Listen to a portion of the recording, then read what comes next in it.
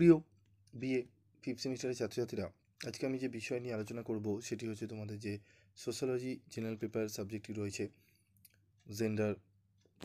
তোমাদের যে এই সোশ্যোলজি জেনারেল পেপার থেকে তোমাদের যে SEC A2 পেপারটি রয়েছে, ফুল মার্কস তোমাদের 80 নম্বরের পরীক্ষা হবে। এখান থেকে আমি তোমাদের আজকে গুরুত্বপূর্ণ 15 নম্বরের এবং 5 নম্বরের প্রশ্নগুলো একদম লাস্ট ফিউ মিনিটসের জন্য দিয়ে দিচ্ছি।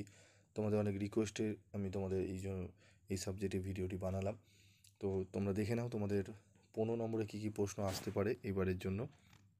প্রথম প্রশ্ন যেটি রয়েছে খুবই গুরুত্বপূর্ণ, ভারতীয় সমাজের পরিপ্রেক্ষিতে বৈবাহিক ধর্ষণের বিষয়টি আলোচনা করো। তারপর রয়েছে দেখো, লিঙ্গ বৈষম্য বলতে কী বোঝো, লিঙ্গ গতানুগতিকতার উপর একটি টিকা লেখো। 3 নম্বর প্রশ্ন, উপযুক্ত উদাহরণসহ পুরুষত্ব ও নারীত্বের মধ্যে পার্থক্য নির্ণয় করো। এই প্রশ্নটি অত্যন্ত গুরুত্বপূর্ণ, প্রশ্নগুলো ভালো করে তোমরা করে নেবে। তো তোমাদের ইংলিশ তোমরা যারা রয়েছো তারা একটুখানি ইংলিশে ট্রান্সলেট করে নেবে।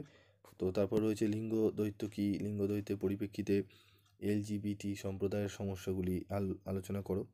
Define gender binary, discuss the problems of LGBT community in the context of gender binary. তারপর রয়েছে দেখো, শিশুকন্যা হত্যা কেন ও কীভাবে ভারতের একটি সামাজিক সমস্যা আলোচনা করো। এই প্রশ্নটি অত্যন্ত গুরুত্বপূর্ণ। Discuss how and why female, ঠিক আছে, এই প্রশ্নটি খুবই গুরুত্বপূর্ণ তোমাদের।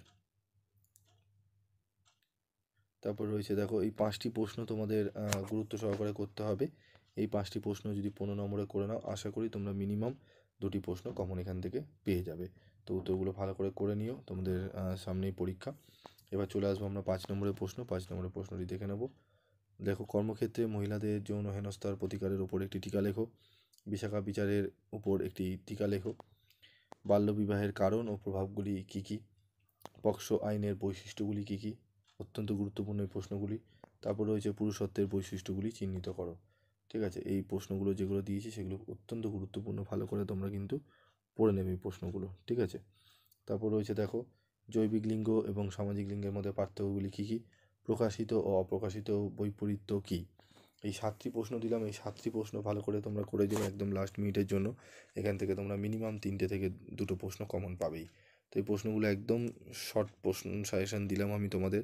আরও বেশ কিছু প্রশ্ন দেওয়া যেত, তবে যেহেতু সময় খুব কম তাই আমি খুব কম সাজেশানই তোমাদের দিলাম। এবং 2 নম্বরের প্রশ্নগুলো তোমরা একটু ভালো করে পড়বে।